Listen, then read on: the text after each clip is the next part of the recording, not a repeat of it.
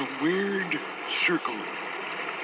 In this cave by the restless sea, we are met to call from out of the past stories, strange and weird.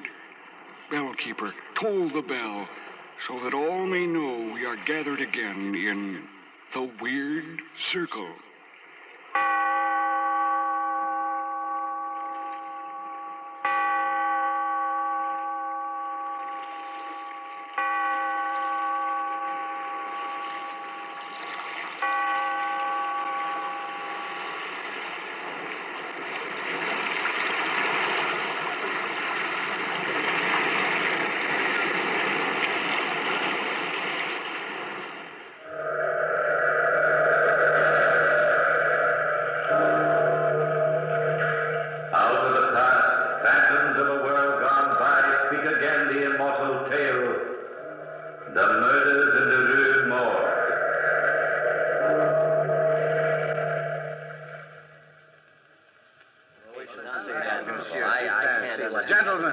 Gentlemen, please, may I have your attention? Very well. I didn't ask you to come to my humble apartment tonight to endeavor to stun you with my superior knowledge of crime and criminals. I've asked you here only to prove to you that the murders in the Rue Morgue present no great insoluble mystery. Monsieur Dupin, if you think the case is so obvious, tell me, who is the murderer? He will be here shortly, Monsieur le Prefect of Police. Here? Who is it? The murderer here? Gentlemen, I give you my word as a man of honor that he will be here in my apartment at precisely 10 o'clock this evening. How can you be so sure? I have asked him to come. It is exactly 9 o'clock now, gentlemen. And in the hour remaining to us before we meet the murderer, I shall explain to you as simply as I can how I managed to arrive at my conclusion. Yes, do, Monsieur Dupin. I'm always interested in guesswork. Guesswork, my dear fellow? This is not guesswork. No? Now, gentlemen, let us retrace the case. The story begins, if I'm not mistaken, with Madame L'Espanaye and her daughter Camille on the afternoon of December 16th, 1841. Well, of course, you're correct so far anyway, Dupin. I bow, Monsieur le Prefect. Madame L'Espanaye and her daughter Camille entered the Bank of France at precisely 2:45 in the afternoon to transact important business. Ah, Madame L'Espanaye, I've been waiting for you. So good of you, Monsieur Le Bon. Have you met my daughter, Camille? I don't think I've had the pleasure. How do you do, mademoiselle? How do you do, Monsieur Le Bon? Are you quite sure, Madame L'Espanaye, that you wish to withdraw all this money at this time? Quite positive. But 4,000 francs is a great deal to keep about one's household, Madame. I'm quite aware of the danger involved, Monsieur Le Bon. But if the bank keeps this withdrawal quiet, nobody else need know that I have a sum of money in the house. Well, things do get about, Madame. There's no use inviting unnecessary danger. The danger is my problem, Monsieur Le Bon. I think we'd better let the matter drop at that. Have you any protection against possible thievery at home, Madame? No, Monsieur, but Mama and I have protection enough. We bolt and lock our doors. It's absolutely impossible for anybody to enter the house unless he should break the door down. But does any male protector live in the house? My husband died many years ago. Madame misunderstands me. I'm only asking these questions for your own good. 2 unprotected women living alone in a large house can invite trouble. That is our problem. If Madame insists. And I do insist. Very well, Madame. I have the money here. I myself will see you both home to ensure safe delivery. But let me warn you now. The minute you arrive in your home on the Rue Morgue, the Bank of France resigns all future responsibility. We understand, Monsieur Le Bon. We understand perfectly. Interesting that as far. Interesting. So, gentlemen, the first step in this little tragedy was completed. Madame L'Espanaye and her daughter insisted on taking the money home from the bank. Monsieur Le Bon drove them in his carriage to their house, the large, bleak house, number 12, Rue Morgue. When they arrived there, Monsieur Le Bon looked about for the gendarme who was in charge of that particular block.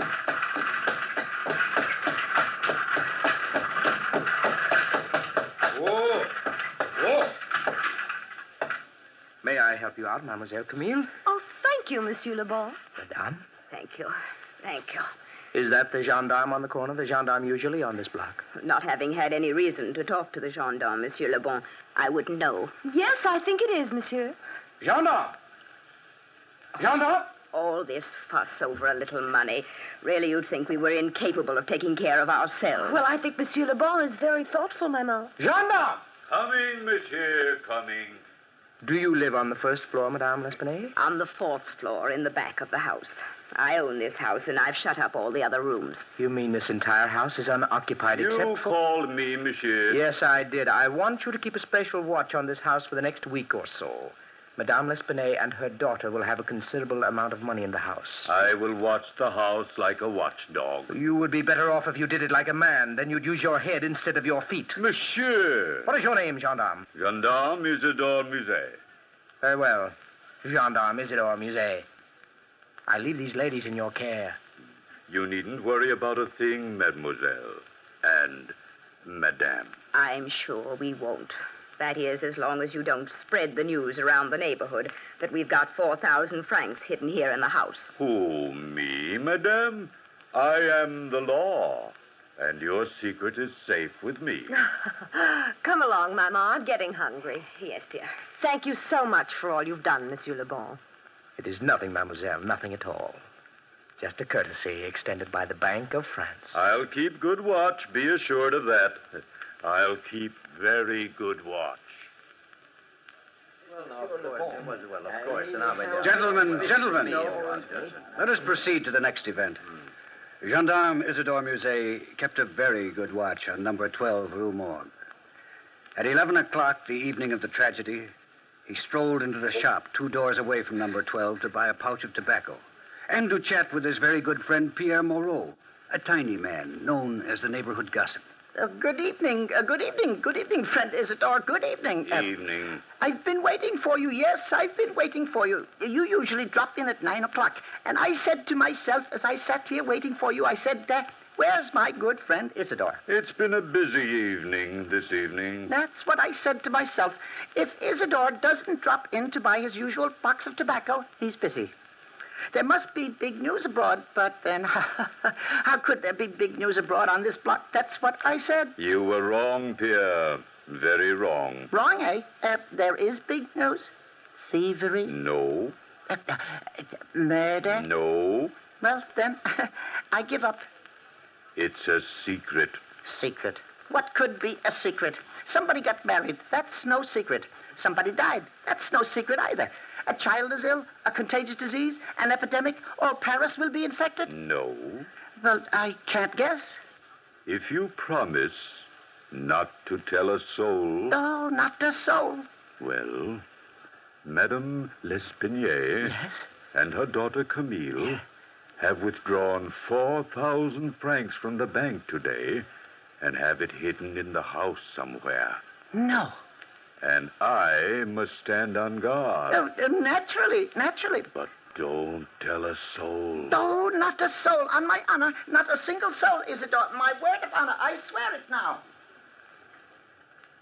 And so, by midnight, gentlemen, the entire neighborhood in the Rue Morgue was buzzing. 4,000 francs in the L'Espanaye household. I hear it was 10,000. 2 women all alone. Imagine it, 20,000 francs. I wonder where... And all that jewelry must be a veritable fortune hidden away. Do you know that they say she's got money hidden in every corner of the house? Imagine almost 1 million francs in that house. I always knew there was something strange about those 2 women living all alone in a house like that.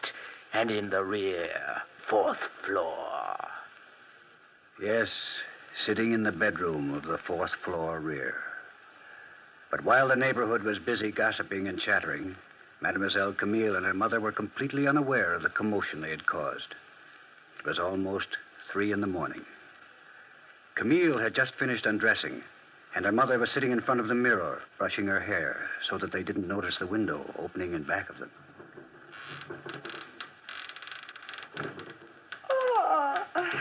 I'm so tired, Maman. Poor Camille. It's been a very busy day. You know, I thought that Monsieur Le Bon was very nice. He seems fairly affable. Oh, Maman, fairly affable. I thought he was perfectly charming. So concerned over us. No man ever gets that concerned over me. Must have been you, darling. All men see... Maman! Maman, look in the mirror. Stay calm, Camille. Don't Mama, move. he's got a razor in his hand. Don't move, Camille. Mama, quick. Let's hide. He's coming closer. Where, Camille? Where shall we go? Into the closet, Mama. Quickly, Mama, into the closet. Close the door. Mama, he'll break the door down. He'll break the door down, Mama. Watch out, Camille. He's breaking it down. Help me, Mama.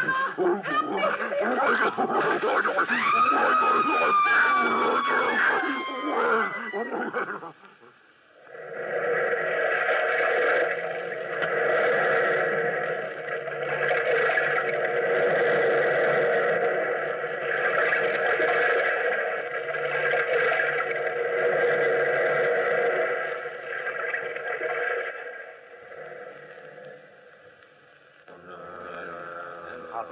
Terrible. How awful.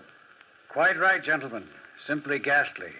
We fully realize that this is a horrible atrocity, but we must remain factual. While all this was going on the fourth floor of number 12 Rue Morgue, the gendarme Isidore Musée, the little tobacconist Pierre Moreau, Monsieur Le Bon, who, strangely enough, was in the neighborhood at that very moment, and a passerby, a sailor, all four were attracted by the screams of the two women and immediately tried to break into number 12 Rue Morgue. Now stand back, everybody, while I break the door down. Stand back. This is the gendarme's job. Break it down, Isidore. Break it down. Up. Follow me, everybody. Up these stairs to the fourth floor. Down right behind you, Isidore. Right behind you. On the next flight. Keep going. Wait a minute. Wait. Listen to that. He's speaking Italian. No, it's Russian, Isidore. No, Italian, Pierre. I think it's Polish. How would you know Polish, Monsieur Le Bon? Have you ever heard Polish spoken? No, but listen again.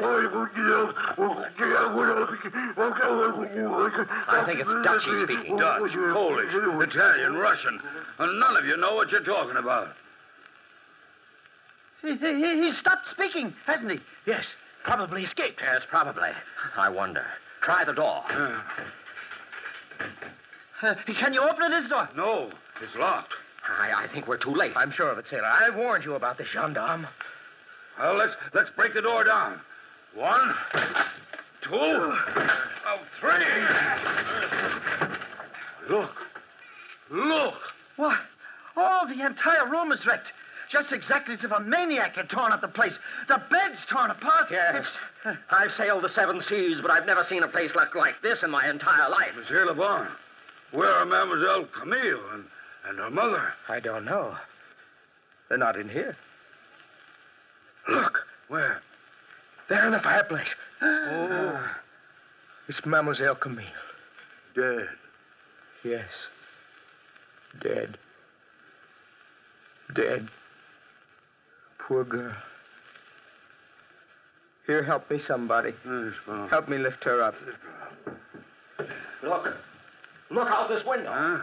The old woman is lying in the courtyard below. The sailor's right. Absolutely right. She's lying in the courtyard below, dead as a dead fish. Oh, probably twice as dead. Somebody is guilty of this. Somebody. And as a member of the Paris police, I mean to find out who that guilty person is. Yes, gentlemen.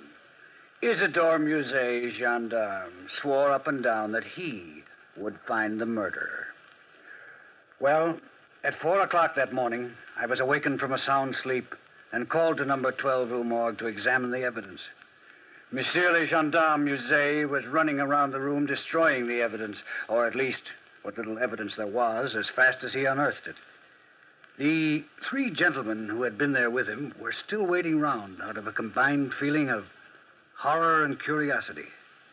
The sailor, whose name escaped me, was sitting on what was left of a bed, staring blankly around the room.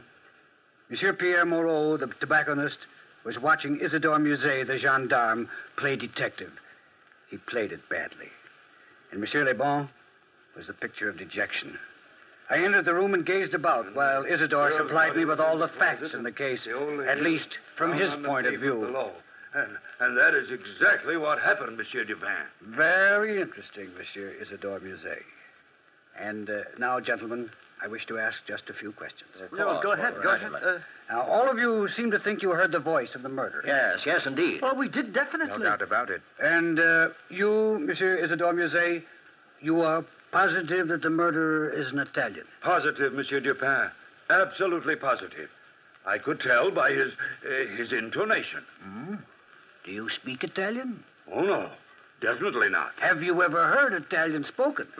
No, monsieur, never. But I imagine... Yes? You imagine what? Oh, I imagine it would sound like that. I see. And you, Monsieur Le Bon, you said it was Polish. Definitely Polish, without a doubt. I judge you have lived in Poland a long time now? No, but I heard Polish spoken once. Once. Yes. That makes you an excellent judge of the Polish language. How about you, Monsieur Pierre Moreau? What language did you say it was? Russian, I thought, but that's only a guess, since I admit, and I admit it very freely, I'm not a man to hedge. I've never heard a word of Russian in my life. I thought so. And how about you, sailor? I thought it was Dutch. I don't speak the Dutch language, but I have heard a considerable amount of Dutch spoken when I was in Holland 8 years ago. 8 years ago. I don't mean to make a suggestion, Monsieur Dupin, but Monsieur Le Bon was the only man beside myself who knew about the money being kept in this house. What are you insinuating, Monsieur Musset? Insinuating?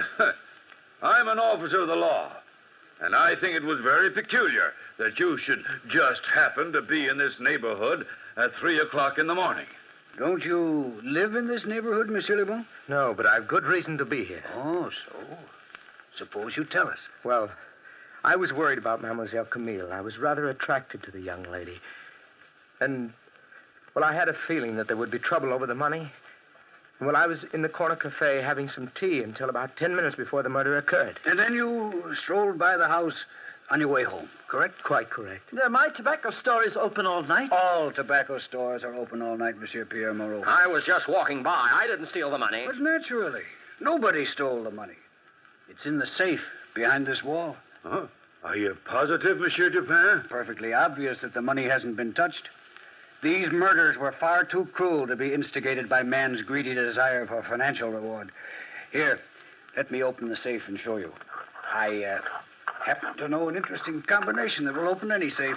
I should have been a thief. So, there.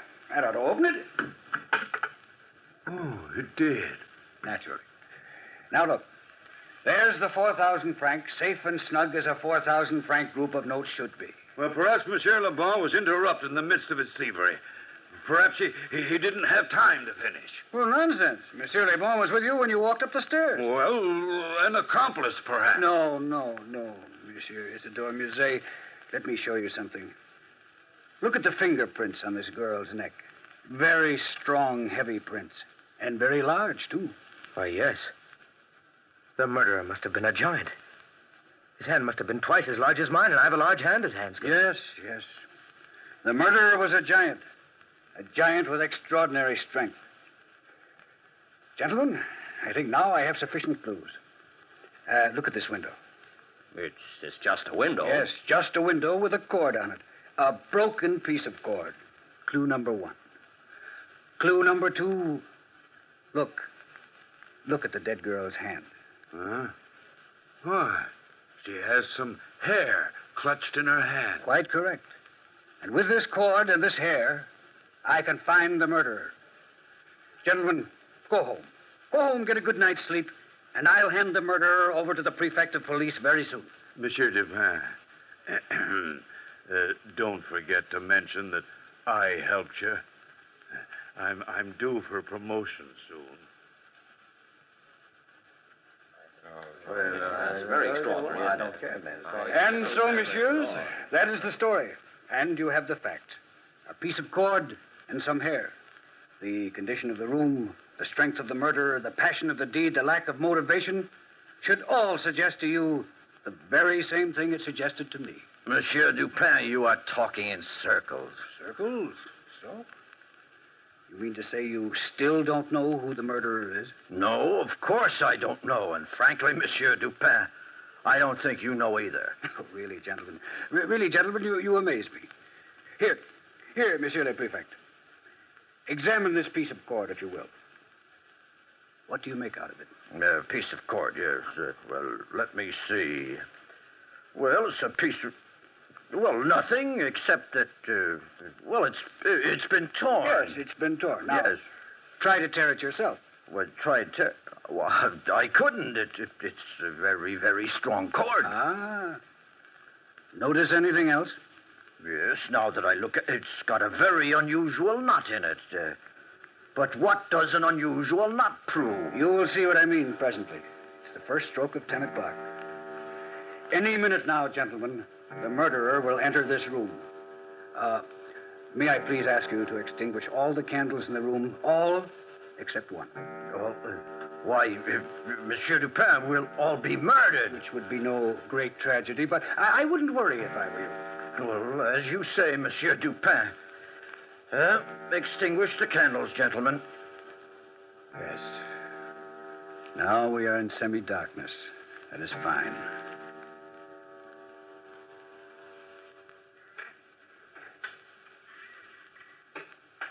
Listen, gentlemen. The downstairs door to my pension has opened and closed. The murderer is now downstairs. He is walking up the stairs. Now listen. Yes, listen. For the love of heaven. Quiet. He is coming closer. Gentlemen, are you ready to grab him when he enters? Yes, Monsieur Dupin. That is good. He is standing outside my door now, Monsieur le Prefect. Ready, gentlemen? Yes. Come in. Grab him. Let me go! Let me go! Let me go! So it is you, sailor. Help the sailor to sit down. It was a trap, huh? Yeah, but this sailor doesn't look strong enough to commit these murders. Let me go! Let me go! Let me go, I say! Please don't struggle. You see, sailor, Monsieur le Prefect cannot arrest you for the murder because, although you are responsible for the crimes, you are not guilty. I'm not guilty. I'm not. I couldn't help it. Of course you couldn't. Gentlemen, it must be obvious to you now that no man murdered these two women. The only creature able to do it would be a Bornese orangutan. Orangutan? I matched these hairs I found in the dead woman's hand, and of course they belong to just such a creature. An orangutan. Yes, Monsieur Dupin is right. But tell me, how is this sailor involved? I owned the animal. Dupin put an ad in the paper saying my orangutan was captured. Oh, that's why I'm here, to claim it. But didn't you realize that Monsieur Dupin knew that the murder was an orangutan? No, I didn't think anyone could solve the murders. But I did know that whoever put the ad in the paper knew that I was the owner of the animal and that he was keeping what he thought was a perfectly innocent animal. You see, I addressed my ad personally to this sailor. This piece of cord told me a sailor owned it. There was a sailor's knot in the cord, and the knot was peculiar to those tied on Maltese vessels. Therefore, when I put the ad in the paper, I asked the sailor from the Maltese vessel, I checked on the name of the vessel from the sailing data in the paper, to come and get the beast. Well, naturally, I came to pick him up. Ah, now I see. One question I must ask, sailor. How did the orangutan get hold of a razor, and how did he manage to escape? I had the animal locked in my quarters. I captured him in Malta and brought him to this country to sell to the zoo. They're very smart, you know. Well, last night when I entered my room, he was trying to shave with my razor. When I tried to chain him up, he escaped. He ran out into the streets, saw the light in number 12, Rue Morgue, climbed up the lightning rod to the ladies' apartments. Well, you know the rest. Indeed we do. Well, gentlemen, if you have any other problems you wish settled, call on me. Just call on Monsieur Auguste Dupin. Incidentally, if you'd like to see the orangutan, you'll find it safely locked up in the zoo.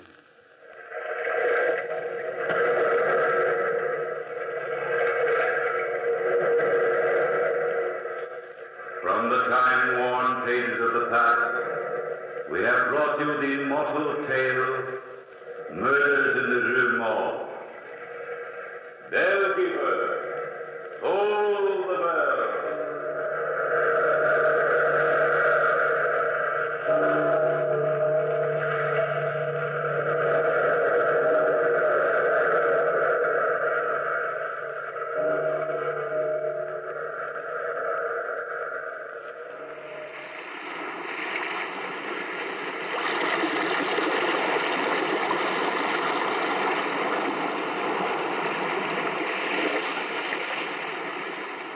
From the time-worn pages of the past, we have heard another immortal tale in The Weird Circle.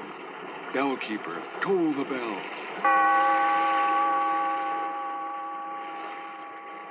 Be here in this lonely cave by the restless sea once again next time for another immortal tale in The Weird Circle.